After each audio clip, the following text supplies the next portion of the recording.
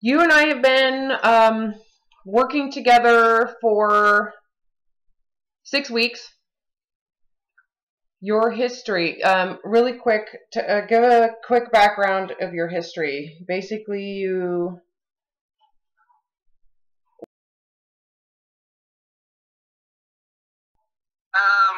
I don't know, like from a weight point or brain of my mind point of view. Your mind point of view. When you decided I gotta work with Robin, I gotta work with her.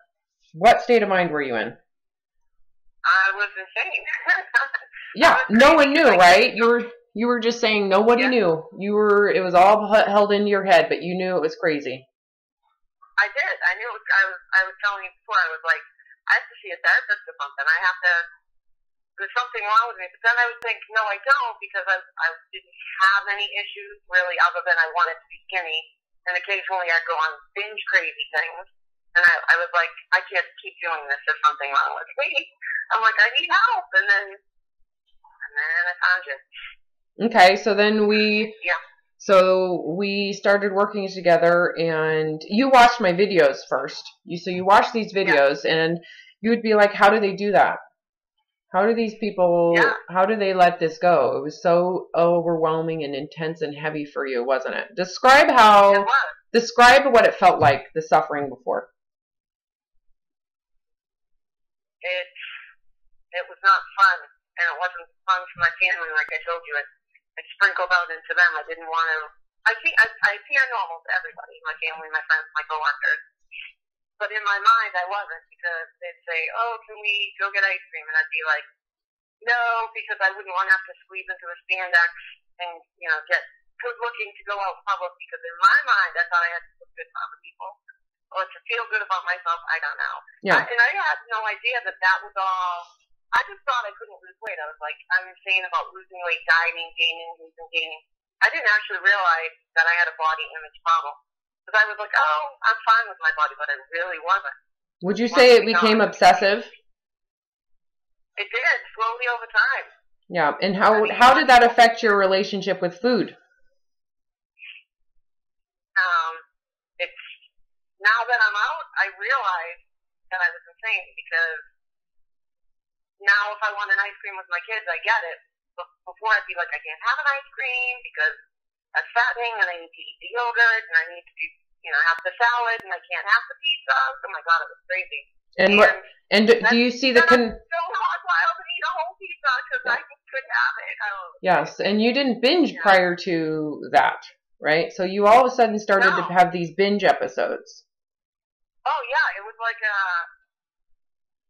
first time, I don't even remember, but so my son's 11, so probably about 10 years ago when I first went on a binge, I was trying to lose the weight after the baby. That's when it all started. Mm-hmm. I remember being like, why did I eat so much? Why can't I stop? This is crazy. And then it stopped, and I was good for, who knows, 5-6 months, and then I did it again, and then that became closer and closer. Yeah, and you didn't see the you didn't see the correlation between your desperate need to lose weight and your equal opposite binging, right? That they both were. It's like a teeter-totter effect between I have to fix this body, and food is now, it threatens your food, right? We were talking about the third hierarchy of need, wanting to feel socially acceptable through body idling, right? The body image idol. You've believed I have to be that, otherwise, I have no worth. People are judging me. I'm going to be, judged, rejected, abandoned, made fun of, seen as bad, right? And you have some family history with your parents and their issues with body image and their obesity, and your sibling and her obesity, and you being the thin one and needing to keep that, right? You can look at the history there and go, oh, well, no shit. No duh. Right? But most people don't correlate or see the connection between the thin idolization or even health idolization. The body image through health imagery or thin imagery is really actually, I want to be accepted. I want to have something of worth. And then that puts all the pressure onto your way of eating. So this link between body identity and security, survival security, threatening your food. right? Right. It's quite intense. So And I didn't see it. It was like I was in the box, so I didn't see it until I got out of the box. I was like, I did have the body disorder and the whole crazy thinking. I didn't think I did. Yeah, you just thought it was a food problem, right? You must. Like, why can't I stop eating? Did you think that you were addicted? That you were addicted to food? No, but now I'm thinking. At the time I didn't, but now I'm thinking that I did think that because I'd be like, well, I can't have a cookie because if I have one Oreo, I'm gonna eat the whole thing. Yeah, and these impulses are real and they affect me, and I can't. How can you eat those things without judgment? Blah blah blah. Right? Yeah. So like I told you when I tested myself, which before I was like, I could never do that, and you would say, I want you to go to that party or that reunion or that cookout or that. And I was like, oh my God, that's the worst thing possible. That's what all the food is. And now I'm like, no, I can totally go to those things because I don't care. Yeah. Like, it's a whole new way of thinking. It's crazy. Well, it's very... I would stay home and not go to those things because I didn't want to eat everything in sight or not eat everything all day long and then go home and eat. I didn't want to be crazy. But I was crazy. Until I got out. It's pretty unbelievable, isn't it? Because when you're in it, it feels so chaotic, but when you're out of it, it's so easy. It's so peaceful. It's so easy. Yeah. And everything else just falls into play. Everything around me. Yeah. Everybody, like I was telling you, my husband and kids don't know it's different, but they're just like, we like her better. We don't know why. They have no idea why. Because I haven't told them. But I'm like, oh, life is good for everybody now because I'm not that perfect, controlling person. Like, everything's going to be perfect and clean and healthy. Now I'm like, okay, McDonald's is available. They're hungry and driving through it because it's there. And they can eat it if they want it. And it's all good. Wow. They must love me now. They must love me. Well, they loved you before. They just probably thought you had problems, you know. I didn't realize what I was doing to everybody. I thought I was doing it to myself. Yeah, well, and that's the thing is when you're... They'll think I'm crazy. Yeah, once you get out of it, you realize how you have totally enforced yourself on others. Enforced yourself with your food issues, with your body image issues, that you... It's very difficult to take something like this and not affect others. Right? I know. So, it's unbelievable. And I'm just so excited for you. That it's so bad before, and now it's so good. I see this all the time, though. It doesn't. I have come to the conclusion, and this is what I'll be writing about, that this is a syndrome, right? So it required we remove, the thin body image idol in your own mind, that you were willing to expose yourself to other people who might judge you. There's two parts right there. And that you completely eliminate food religion. So you remove the food moralization, the health moralization, that you expose yourself socially, you remove the idol of body image in your own mind, and you also give grace to food. Once you allow that, all of that in unison, what happens to these issues in your brain? They all went away. They all go away. And I kept going, but will I let, it work for me? Am I really going to do that? Am I still going to be crazy? I kept thinking, and then I was like, I'm just so desperate, I'm going to jump in. What else can I do? I've done everything else. And it actually worked. But you're right, it's got to click in your head. You have to just let go of wanting to be perfect, I guess. And be rejected. That's the hardest part, don't you agree? It's like the food issues are very easy. Letting go to food moralization is easy when you let go of your body image, whether it's health image, lean image, thin image, control image with the body, all of that. Once you are willing to let that part go, that's the hardest part. The food issues just go away. But yet 6 weeks later, it wasn't. Because I've been living in this state of mind now for a couple weeks, and I'm like, wow. Each week, I'm like, it's just so easy.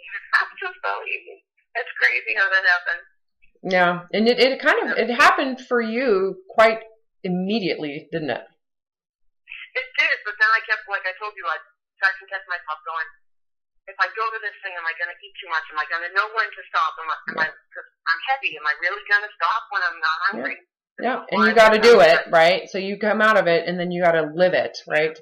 Yeah. Yeah. Oh, you good. definitely have to give up that. I think if I clung to the hope of like, I'm going to lose weight, I'm going to look at it, I think that it wouldn't have worked. Oh, it doesn't work. It does not work. Yeah, although I think that you kind of have to, some people have to go in and out of that. Like, I hope to lose weight, and they realize by doing that, it doesn't work. Right. And then, so some people have to go through that. Whereas for you, you just gave it all up. So it was pretty instant after the first consult. So, and then it was just working through the application of it in reality. Can you go out socially? Can you do this without putting on, you know, the Spanx? Can you go eat in an environment socially without having the same feelings of, I can't eat this, I can't eat that, and I have to withhold this, that's bad, shouldn't have, you know, to actually see if you're willing to be overweight and judged by people, then how does that affect the food? That kind of triad between body image, social security, and then how that affects your food, right? And I talked about that, the hierarchy of needs between the need to be socially accepted and the need for food. Ultimately, you've got to let go of your need to be socially accepted, and your issues with food just completely eliminate themselves. You don't even have to work on it. God. Yeah. They did. Yeah, it's unbelievable. Good for you. Congrats, honey. Yeah, it's so nice to go anywhere. My husband's like, oh, you know, this couple, they want us to go out to eat. Before I would have been like, damn, I just started a diet, and now this could be something. And I'm like, yeah, I can go because I can eat anything I want there, and when I'm not hungry, I'm going to stop. Or if I'm not hungry, I won't eat it. Yeah, so it's not a problem. It clicks in the brain. I'm like, wow. Yeah, your whole biology. Can you tell your whole your whole biology is different. Those impulses that used to be there don't exist anymore. They're gone. I don't know if they're just gone. I did that one day before because my period's all crazy. That I was like, oh my God, Robin, I ate a whole bag of pretzel crisps. I don't know what was wrong with me. I wasn't hungry. I kept eating, and then the next day I got my period. And I was like, oh, now it makes sense. And next time it happens, I'm probably gonna eat the bag of pretzels and not care. You'll go craving or something and let it go. Yeah, you'll notice you don't need the whole bag of pretzels though, because prior to you were so fearful about it. Without the fear, you probably won't have even the same impulses with your menstrual cycle. Do you have anything you want to share with the listener before I stop recording this? You did record it? Yeah, anything before I stop recording this. Do you have anything you want to share with the listener? I want to say to the person who is me out there listening to make the call, because I was back and forth in my head going, should I? I don't think I have enough of a problem, but I really did. Once I got there, I really did, and I'm out. It was in such a short amount of time. I remember at the beginning, well, what if I go fall back? What if I? And it's like, I'm out. I'm never going to diet again. I never want to go put myself through that again. It's out. I'm gone. I'm so happy. I'm so peaceful. It's so crazy. They should do it too. Now I wish I could teach or help other people, but I don't know if I can. I just can tell them about you. I can't make them call you. No, and you can't make them do what it takes.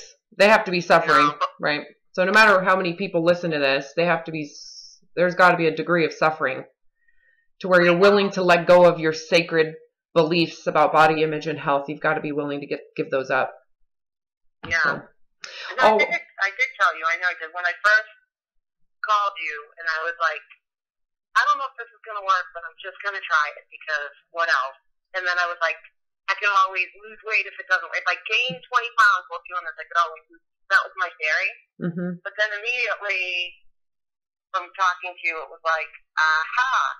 And I was like, no, her way is right. And I let it all go, and it was like, what was I thinking? I was crazy before. And I'm so happy to be out. Congratulations. Thank you.